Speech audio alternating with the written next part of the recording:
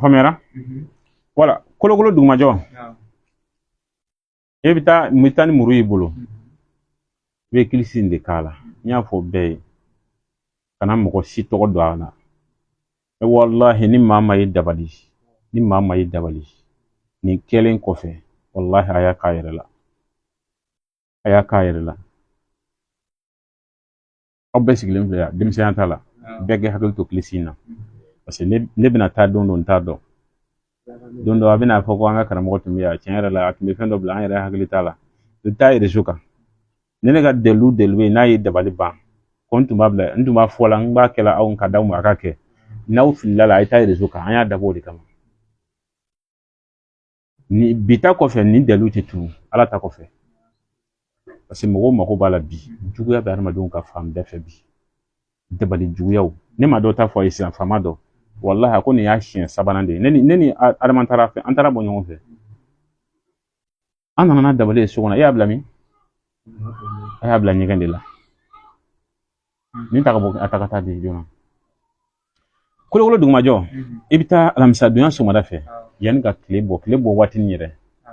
ebe muru takata modi ninte ya fika ta kungo kono ninte sanin tayi kwa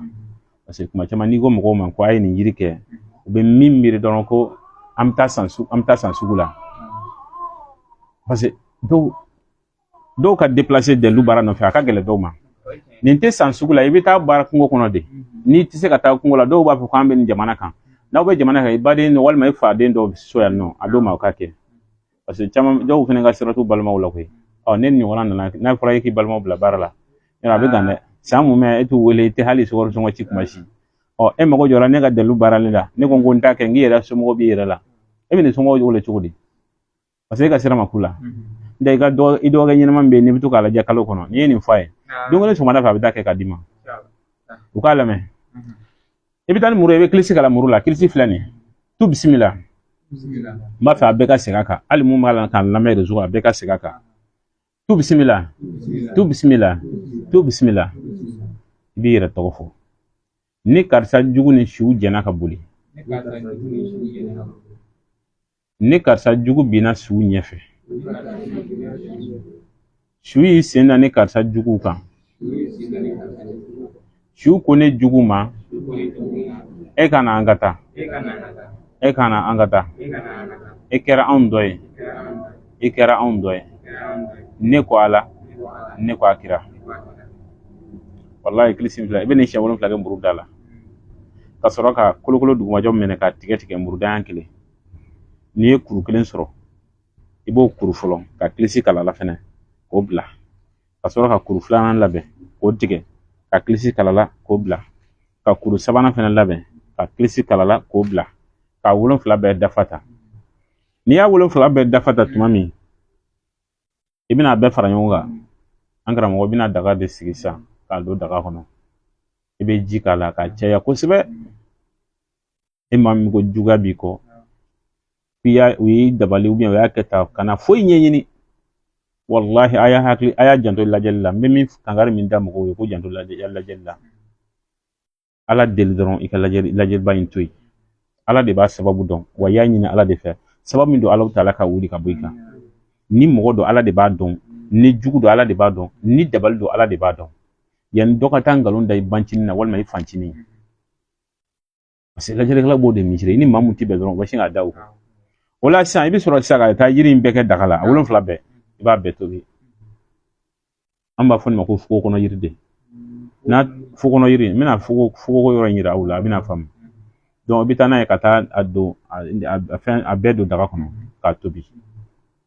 nda to bira kuma na mona o kuma na iba be la masho kono abe hal fura nya kono iba be la ma no kara sa ibi soro kata na e ngo konnana na so abe burshi kono me ni be du kono akonyiga kono hal mo bina ko amfi hal kuno do na ko amfi so fena nyiga kono ya afamera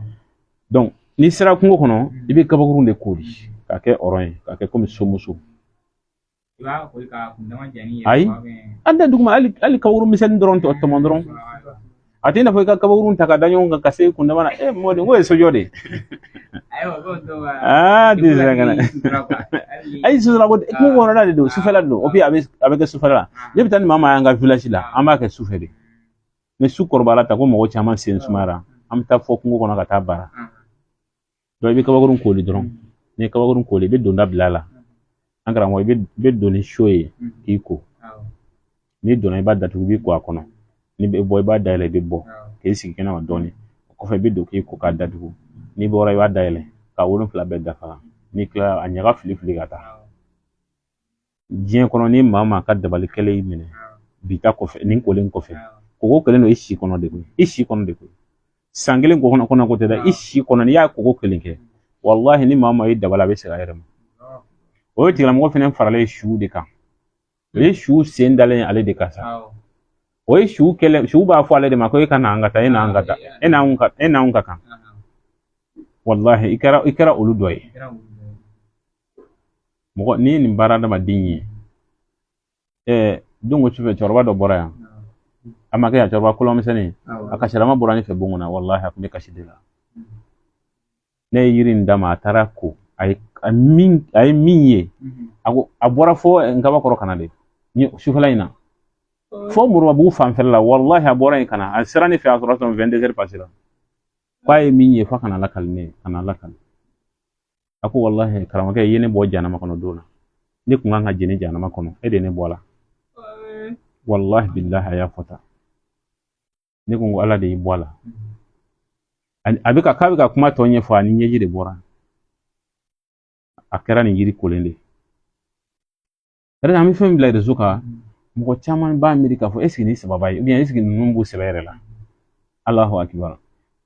e ba famuntu mawtuma wasro anglara koy antina joke ka fam yakono koy amanga barake kata mi e mana miri fem fay odo angon bake Allahu taala kama o yan bangani ala kaba o jelendo onti sirandi anti jalakili jati e be yirin kotashi ni dendo akoni chugula imusodo akoni chugula ni ra balma mido na degunendo ni chugula na degunendo kwa ka siru tiala fu itika nyesoro kana ta fo kibita nyene ni fengala angana ni be biseka do faray kungoka parce que blajel kala biseka tay teri do to fiye ko de do wallahi kasura ote ebi bala ala kala mina dama donc mesigaka tu bismillah ne Suleman Traoré jugune shu jana ka boli beki toko fo ame sigaka parce que kilfin yara dama kala ne akan yara wade makwa tu bismillah ne Suleman Traoré jugune shu jana ka boli ne Suleman Traoré jugu bina shu nyefe suyi senda ne Suleman Traoré jugu ka su kone jugu ma e kana angata e kera ondoye ne ko ala ne ko akira wallahi ni do wen shamulu flaga muru dala ka kulugulu du ma jotti kenay ka se kuru wolon flama me kuru ni kuru fen fe soro ibo kuru folon ka klisi kala ko bla ka dawra tatike mais klisi kala muru dala ble quoi klisi be kala muru dala shengelen dron donc tosa klisi kala ntula iba tike dron mais ni koni problème tike dron ka kuru bi ka kuru watina klisi kala o ni mo kala na sababa fuko ata sanzukula ne sanzukula ta jume yiri mago be bo chukula haya debura ka tani bo e kata shi ka village la ni mbara kama be munchenye e sanjule ke jugu yala e voyage ka ta soma do no fe fo du jauna ka kala ka ta warboy kun ka di iye delu soro ki ka déplacer ka to baraka ka village la hal wala na do ene wala ngalo na kere nyina ko albe fo ko war la de quoi akuma makina na ngo korwa fo yawa korwa fo ya and korwa je ko korwa be ko mali dugu do de dron amulo ya am fe anga jamana be ko mi dugu kelen dron de korwa mali burkina fan am fe dugu kelen dron de do donc e ka déplacer ka diga village la ni ko kalbe abidjan ngade ya mo e mo village la o même mo nekira ita village la ka tani bara ala ka limina dama donc aba ka ne pousser ne ka fo ale ka modifier o do fana ay ngabable mimla ko donc ale abe fane kelen ne Ibrahim fane ale de qu'est-ce que kale bise ka yiri wɛrɛ ka ye wa en ala cɛ delu dire ka yiri fɔ qu'est-ce que kale bise ka baara yiri wɛrɛ la min tɛ de parce que ko dɔ in kale bɛ ville de kɔnɔ ko dɔ in tɛ sɔrɔ quoi e bɛ ville kɔnɔ hali kuma cogo yɛrɛ est ce que ville ka yɛrɛ ye wa ala ka limina d'a ma ne président Buduru bɛ ka bɔ ka to ka ko ɲɛɲini jamanaw kan mun aw tɛ bɔ ka taa an mago ɲini ala ka limina d'a ma e delu sɔrɔ i bɛ tila ka ko caya i yɛrɛ ma ka i yɛrɛ fierté dɔ da i yɛrɛ kan ala ka limina d'a ma somɔgɔw b'i la village la somɔgɔw b'i la fan bɛɛ lajɛlen fɛ wajibi de fɔ ne ka delu kɛcogo yɛlɛma parce que k'ale tɛ a ka village la han donc an b'a ɲini mɔgɔw fɛ u ka partager nin kun ye an ka kuma kun fɔlɔ ye a bɛ ka kɛ cogo ye sigili digila senna dɔɔni kuma kun filanan ye jumɛn ye an bɛ wajulu min kɛ an ka mara la Banantur fo k'an ka segin a kan k'a ɲɛfɔ dɔɔni an seginna a kan ko Banantur a ka fɔ dɔrɔn Banantur tɔgɔ fila de don Banantur turu ye français de turu kɔrɔ ka fɛnw lamunumunu Banan kɔrɔ de o y'an ka mara tɔgɔ de an ka mara tɔgɔ de ko Banan i y'a faamuya an bɛ wajulu turunal de kɛ san kɔnɔ ko Banantur an ka karamɔgɔkɛ dɔ tun bɛ Buguni ko Seydou Tarawele o de y'a tournée in daminɛ ala kama baara de don wallahi maa minnu bɛ ala kama baara de la wallahi billahi u b'u yɛrɛ di Alahu Taala kama ka yala burusi kɔnɔw la ka diinɛ ɲɛfɔ an ye baara mun bɛ k'a kɔnɔ an y'o baaraw dantigɛ donc a dɔw bɛ siparantura de kɛ ka baara in kɛ wallahi ka tila ka essence yanni ka Banantur bɔ fɔ essence juru bɛ yɛlɛ u la bɛɛ kɔni y'a dɔn mɔgɔ min bɛ ka fɛn ɲini kɔni i kun da yɔrɔ tɛ burusi kɔnɔna ye min ye dugukɔnɔmɔgɔ bɔlen ka taa kalo kelen kalo fila kɛ burusi kɔnɔ diinɛ turuna la o ye ala kama baara de sa Banantur bɛ ten donc ala barika la ɲina kan y'a ka a 23e édition ye a san 23nan de ɲina ye donc an b'a ɲini mɔgɔw fɛ mɔgɔw ka a participer la an fɛ mɔgɔ caman bɛ se ka fɛnba kɛ nin na parce que caman mago bɛ diinɛ baara in yɛrɛ de la a ɲuman kɔni min tɛ ka tɔn dɔ présenter a tɛ ka parti dɔ défenser ni an ka taabolo bɛɛ mɔgɔ b'a la ansɔrdini mɔgɔ b'a la tijaniya mɔgɔ b'a la kadiriya mɔgɔ b'a la sunna mɔgɔ b'a la Banantur yɛrɛ de dabɔra o kama o de kosɔn an ka Buguni jamana diinɛ fitinɛ tɛ yen ayi ni hali salon ne taara Buguni jeunesse mɔgɔw ka yani u ka mawuludi wajulu min kɛ n taara wajulu yɔrɔ min na ne yɛrɛ wajulu k'a kɛnɛ kan wallahi an ni sunamɔgɔw de y'a kɛ ɲɔgɔn fɛ ninnu sababu de la fitinɛ tɛ an ka mara kɔnɔ Banantur sababu de la parce que u ye bɛɛ fara ɲɔgɔn kan ma maa si bɔ maa la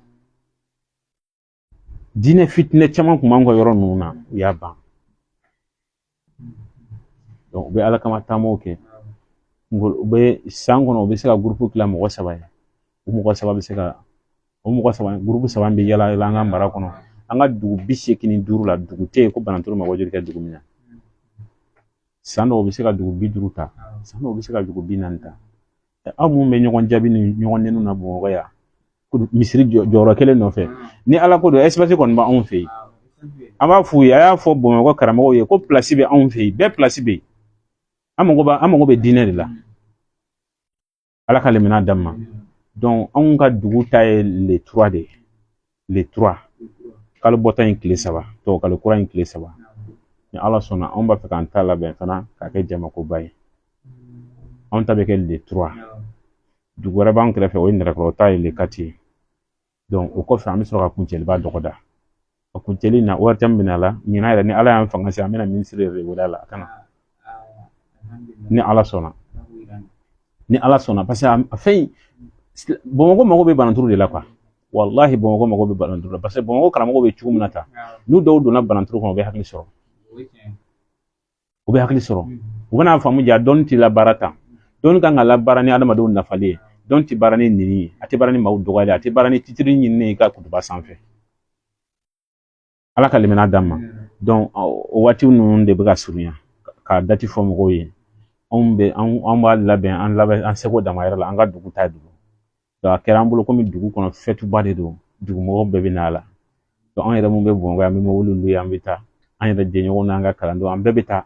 ni ala sɔnna an bɛ Alahu Taala deli ala ka waati yira na k'a yira bɛɛ la a bɛ kɛ le 3 de voilà parce que don ko k'an ma dati di voilà a bɛ kɛ le 3 inchallah ala ka waatiw yira na kuma sigiyɔrɔma sabanan